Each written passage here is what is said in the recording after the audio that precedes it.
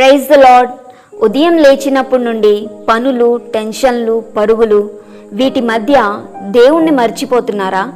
లూకాసు వార్త 10వ అధ్యాయం 38వ వచనం నుండి 42వ వచనం వరకున్న వాక్య భాగాన్ని చదవండి. ఈరోజు మన బిజీ లైఫ్లో మనం మర్చిపోతున్న ఒక ముఖ్యమైన విషయం గురించి మాట్లాడుకుందాం.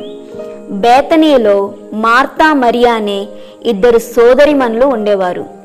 యేసు వారి ఇంటికి వచ్చినప్పుడు మార్తా పనుల ఒత్తిడిలో మునిగిపోయింది. కానీ మరియ మాత్రం యేసు పాదాల దగ్గర కూర్చుని ఆయన మాటలు వినడానికి ప్రాధాన్యత ఇచ్చింది. మార్త ఫిర్యాదు చేసినప్పుడు యేసు ఏమన్నారో తెలుసా? మరియా ఉత్తమమైన దాన్ని ఎంచుకుంది అన్నారు. సేవ చేయడం, పనులు చేయడం ముఖ్యం కాదని కాదు, కానీ దేవుని సన్నిధిలో గడపడం అన్నిటికంటే ముఖ్యం.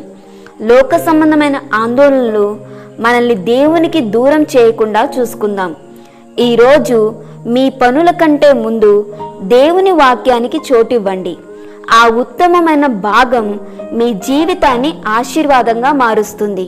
రోజులో కనీసం 10 నిమిషాలు అయినా దేవుని పాదాల చెంత గడపండి. ఆ ప్రశాంతతే మిమ్మల్ని రోజంతా నడిపిస్తుంది. ఆమేన్.